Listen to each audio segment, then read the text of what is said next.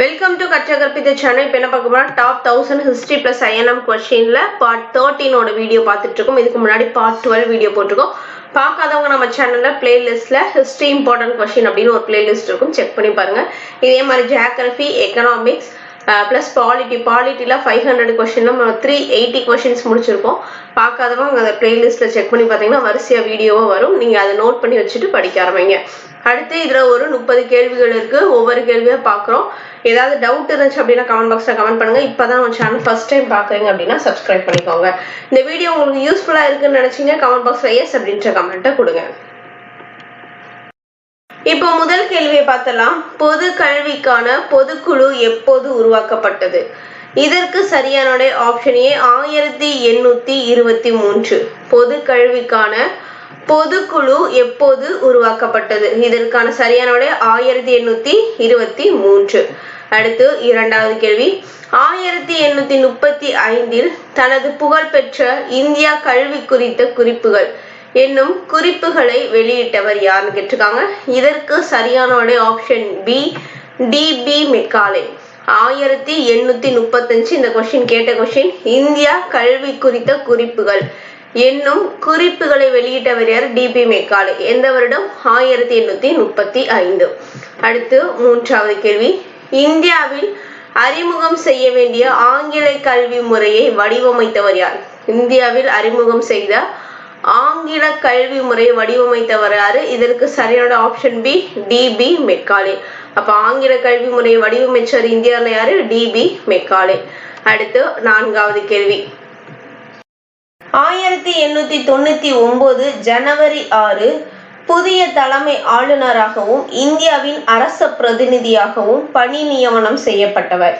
இதற்கு சரியான option A Harshan பிரபு. அப்போ ஹர்ஷன் பிரபு எப்போ புதிய தலைமை ஆளுநராகவும் இந்திய அரச பிரதிநிதியாகவும் நியமனம் செஞ்சிருக்காங்க? 1899 ஜனவரி 6. இயரும் கேட்கலாம். இதில் 2 கேள்விகள், இயர் கேட்கலாம் பிளஸ் யாருன்னு கேட்கலாம். ஜனவரி 1899 புதிய ஆளுநராகவும் இந்திய அரச பிரதிநிதியாகவும் நியமனம் செய்யப்பட்டவர் யார்? ஹர்ஷன் பிரபு. அடுத்து ஐந்தாவது கேள்வி. புவியியல் அடிப்படையில் எந்த ஆறு இயற்கையாகவே வங்காளத்தை பிரிப்பதாக அமைந்திருந்தது? இதற்கு சரியான விடை ஆப்ஷன் ஏ பாகீரதி ஆறு. இப்போ பாகீரதி ஆறு இயற்கையாவே வங்காளத்தை 2ஆ பிரிக்குது. அடுத்து ஆறாவது கேள்வி.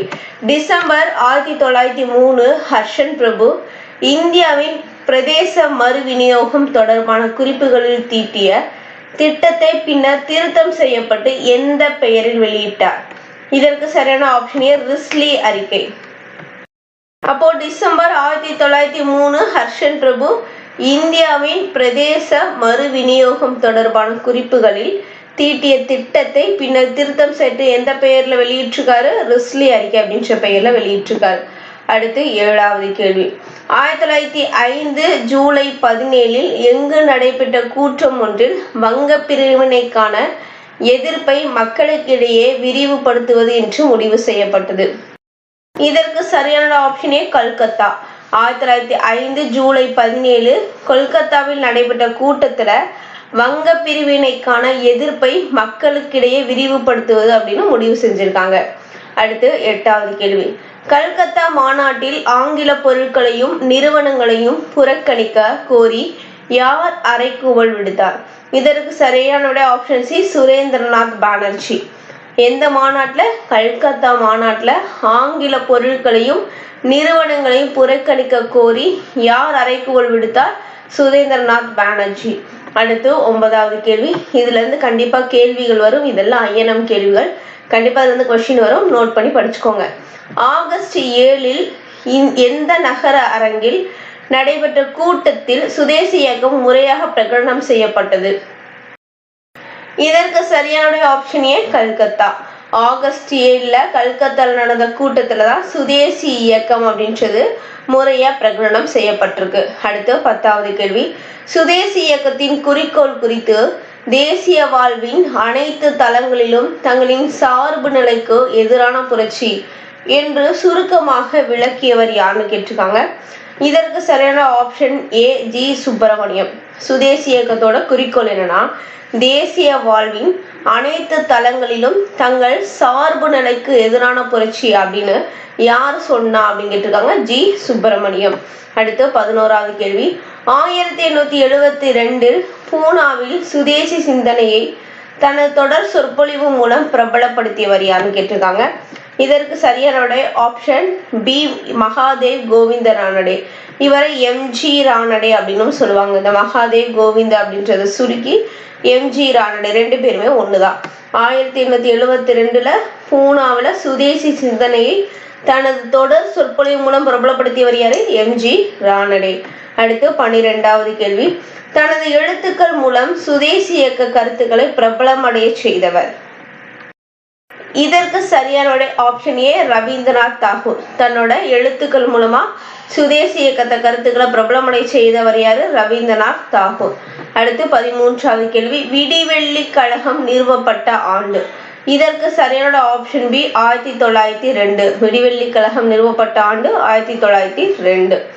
அடுத்து 14வது கேள்வி. இந்த விடிவெள்ளி கழகத்தை நிறுவியவர் யார்? எக்ஸ்ட்ரா பாயிண்ட் நோட் பண்ணி வச்சுக்கோங்க. சதீஷ் சந்திர முகர்ஜி. விடிவெள்ளி கழகம் நிறுவப்பட்டது 1902. நிறுவியவர் சதீஷ் சந்திர முகர்ஜி. இது ஒரு டிஎன்பிசி ப்ரீவியஸ் இயர் கொஸ்டின். அடுத்து 14வது கேள்வி. விடிவெள்ளி கழகத்தின் முன்னெடுப்பில் கல்விக்கான தேசிய கழகம் எப்போது உருவாக்கப்பட்டது? இதற்கு சரியான ஆப்ஷனே 1905 நவம்பர் 5.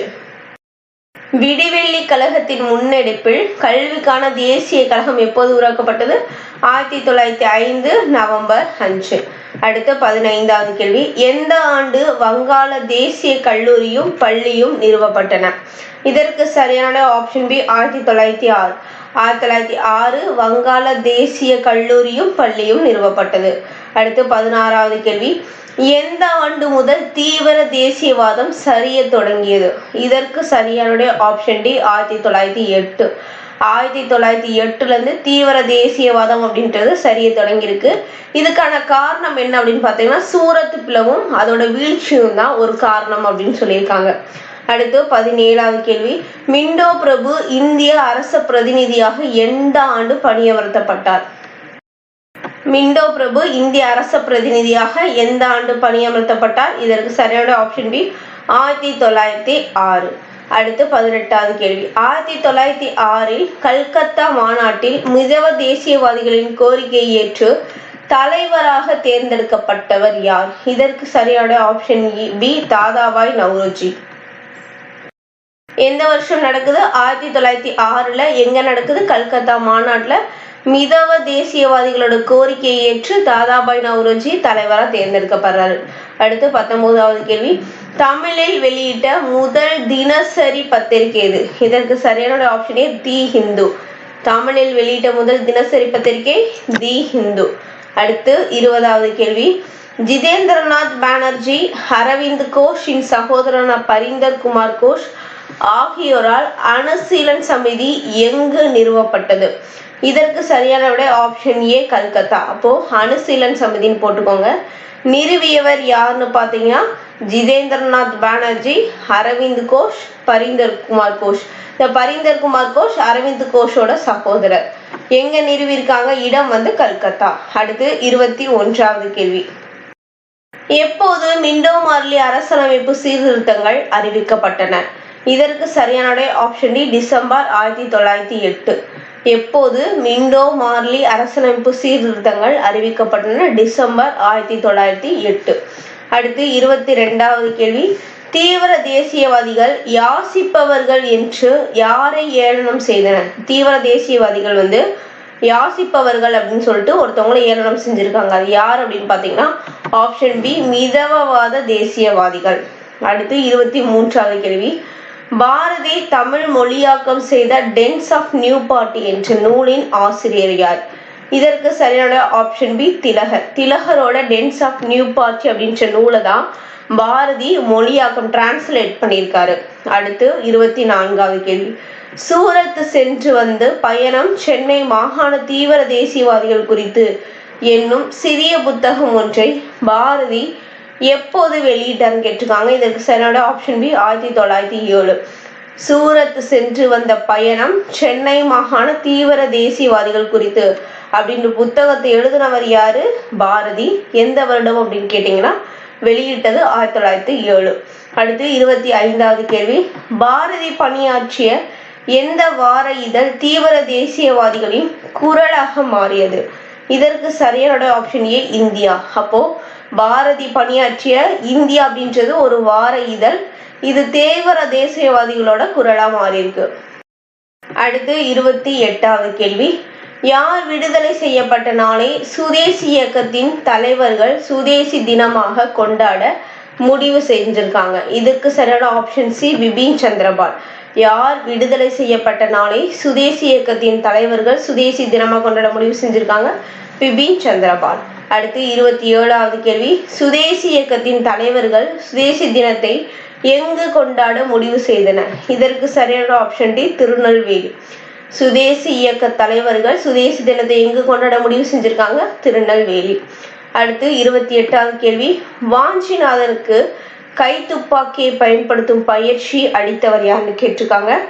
இதற்கு சரியான ஆப்ஷன் ஏ, வாவேசுன்னு சொல்லுவோம், வாவே சுப்பிரமணிய ஐயர். வாஞ்சிநாதனுக்கு கைத்துப்பாக்கி பயன்படுத்தும் பயிற்சி அளித்த வாவே சுப்பிரமணியம். இவர் எங்க பயிற்சி அளித்திருக்காரு அப்படின்னா பாண்டிச்சேரியில வச்சு பயிற்சி அளிச்சிருக்காரு. அடுத்து 29வது கேள்வி, சாலை விபத்துக்கு எந்த எண்ணை அழைக்கலாம்? இதற்கு சரியான ஆப்ஷன் சி, 108. சாலை விபத்துக்கு எந்த எண்ணை அழைக்கலாம்? 108. அடுத்து 30வது கேள்வி, தேசிய நெடுஞ்சாலை பாலங்களை கட்டுவதற்கு சேது பாரத திட்டம் எந்த ஆண்டு தொடங்கப்பட்டது? இதற்கு சரியான ஆப்ஷன் டி, சி, 2016.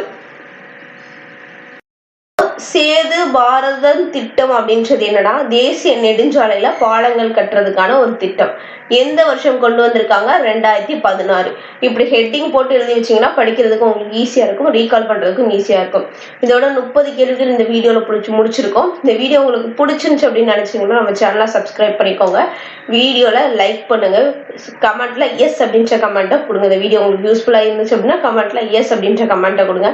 இந்த வீடியோ பிடிச்சிச்சுன்னா லைக் பண்ணுங்க, ஷேர் பண்ணுங்க, சப்ஸ்கிரைப் பண்ணிக்கோங்க. நன்றி.